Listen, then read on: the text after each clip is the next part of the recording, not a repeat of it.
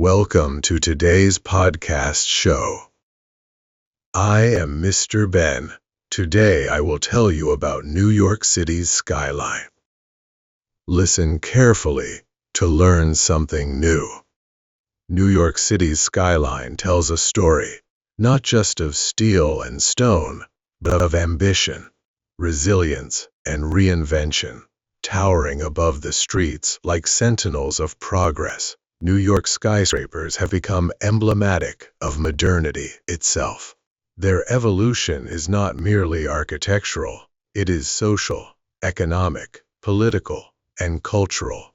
It is the story of New York. The birth of New York's vertical ascent can be traced to the late 19th century. Before skyscrapers, the city rose in a much more modest fashion. Brick and brownstone walk-ups dominated the streetscape. But by the 1870s, the economic heartbeat of Manhattan was intensifying. Land in Lower Manhattan became so valuable that developers sought new ways to extract profit from every square foot.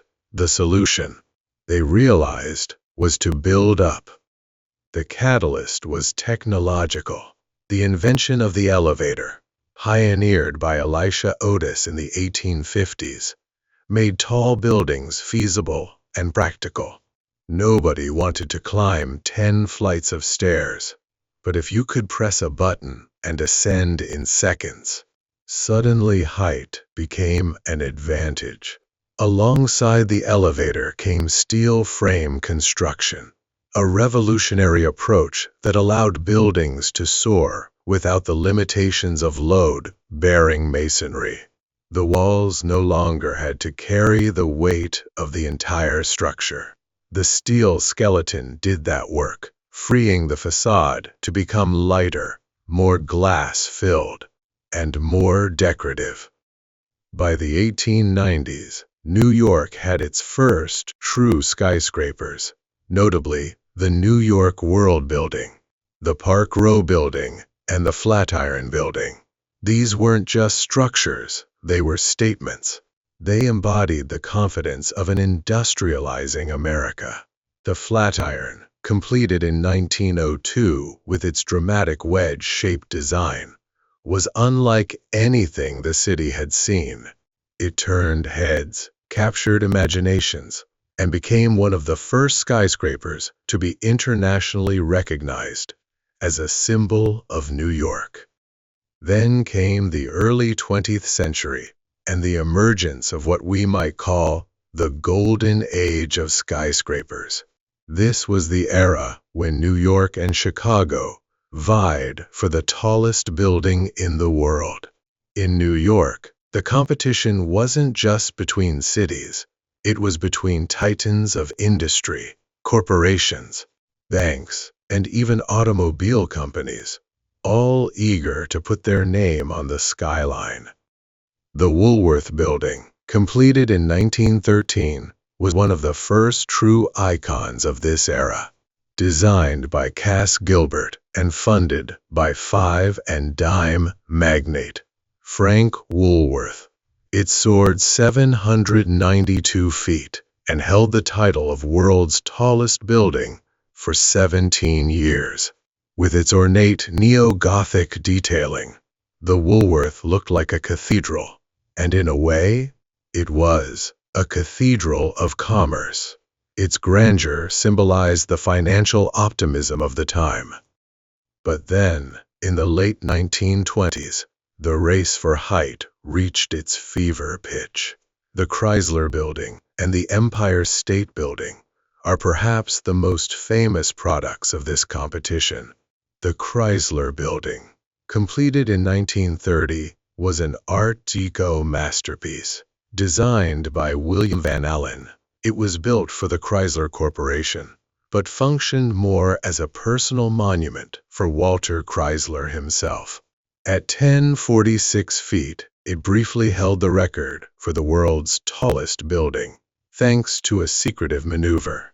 Van Allen constructed the building's iconic spire inside the structure and only hoisted it into place at the last moment. catching his competitors off guard and snatching the height record in dramatic fashion. But the triumph was short-lived. The Empire State Building, completed just a year later, in 1931, and held for nearly 40 years, designed by Shreve, Lamb, and Harmon, and built in just 13 months during the depths of the Great Depression.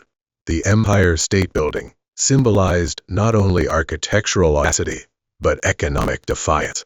Standing at 1,250 feet, 1,454, including its antenna, it was dubbed the eighth wonder of the world.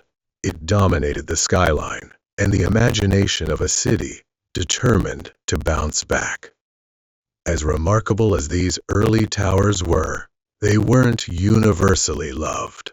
The shadows they cast, the congestion they brought, and the often arbitrary way they shaped the city led to pushback. In 1916, New York introduced its first zoning laws. These regulations required tall buildings to include setbacks, that is, to taper as they rose, to allow sunlight to reach the streets below. This law had a huge impact on the look of NYC skyscrapers, birthing the so-called wedding cake style, where towers climbed in stages. It's why so many early 20th century buildings appear tiered, with wider bases and narrower spires. The 1930s through the 1950s brought a period of slowing in skyscraper construction. The Great Depression, followed by World War II, and then a focus on suburbanization and highways in the post-war years, meant fewer new towers in Manhattan. But that began to change in the 1960s and 70s. This was the era of international style, a sleek, minimalist design ethos championed by architects like Ludwig Mies van der Rohe and Philip Johnson. Think glass, steel, and sharp lines. The emphasis was on function over ornament. One of the most famous examples from this period was the Seagram Building, completed in 1958 on Park Avenue. Designed by Mies and Johnson, the Seagram's dark bronze facade, clean form, and generous public plaza set a new standard for corporate towers. It wasn't the tallest, but it was influential. It redefined elegance in modern architecture. Soon, glass boxes proliferated across Midtown. They symbolized corporate power, efficiency, and global capitalism. They were often criticized as bland, but they represented a shift from expressive, decorative towers to uniform, modular ones. This aesthetic aligned with the rise of global finance, and New York was at the center of it. Then came the World Trade Center, a project that was ambitious, controversial, and ultimately transformative. Completed in the early 1970s, the Twin Towers, designed by Minoru Yamasaki, reached over 360 feet. They were not loved at first. Critics said they were too plain, too imposing, too disconnected from street life. But over time, they became beloved symbols of New York, especially after the tragic events of September 11, 2001. Their destruction reshaped not just the skyline, but the psyche of the city. What followed in the aftermath was a period of reflection and renewal. The rebuilding of the World Trade Center site became a test of architectural vision and civic resilience. One World Trade Center, completed in 2014, was designed by David Childs of Skidmore, Owings, and Merrill. Standing at 1,776 feet, it is now the tallest building in the Western Hemisphere. It's not just a skyscraper, it's a symbol, a beacon of remembrance and recovery. Meanwhile, the broader skyline has continued to evolve in stunning, sometimes controversial ways. A new era of super tall, super slender residential towers has emerged, particularly along a stretch of 57th Street, now known as Billionaire's Row. These include buildings like 432 Park Avenue, Central Park Tower, and 111 West 57th Street. These pencil-thin structures push engineering to its limits, some rising over 400 feet with floor plates so narrow they appear almost two-dimensional from certain angles. This new generation of towers reflects not just architectural innovation, but also new economic realities. These are not office buildings. They are luxury condominiums, often purchased by global elites as investments or pieds a terre. They're frequently half-empty, casting long shadows over Central Park and igniting debates about inequality, zoning, and the soul of the city. Technologically, these buildings are marvels. Wind-tuned mass dampers keep them from swaying excessively. Advanced curtain wall systems optimize light and thermal performance, but they also highlight the disconnect between urban form and civic life. Who are these buildings for? Who benefits from them? These are questions the city continues to grapple with. Amid this vertical explosion, another trend is reshaping the skyline, the rise of green, sustainable design. As cities worldwide confront climate change, New York's architects and developers are being pushed to innovate, not just for profit, but for the planet. Skyscrapers today must meet ever stricter environmental standards. LEED certification, net zero energy goals, and passive house principles are influencing design. Buildings like One Bryant Park and the Spiral at Hudson Yards incorporate green roofs, recycled materials, and advanced HVAC systems.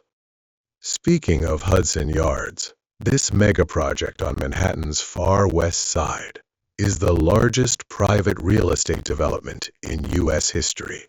It's a city within a city, rising over a platform built atop an active rail yard. With towers like 30 Hudson Yards and the Edge Observation Deck, it has added a whole new cluster of skyscrapers to the Manhattan map. Love it or hate it, Hudson Yards represents the 20th century fusion of private capital, urban reinvention, and architectural ambition. Another defining project of this era is the transformation of Midtown's Pennsylvania station area. The redevelopment of the Farley Post Office into Moynihan Train Hall, along with plans to rebuild and expand the station complex, reflects a renewed focus on transportation infrastructure and public space. Around it, new towers rise, some with public plazas, others with offices for tech giants like Facebook and Amazon. The skyline is no longer just about height. It's about integration with transit, with community, with sustainability. Meanwhile, Brooklyn and Queens are rising too. Once the domain of low-rise housing and industrial warehouses, areas like downtown Brooklyn and Long Island City have become skyscraper frontiers.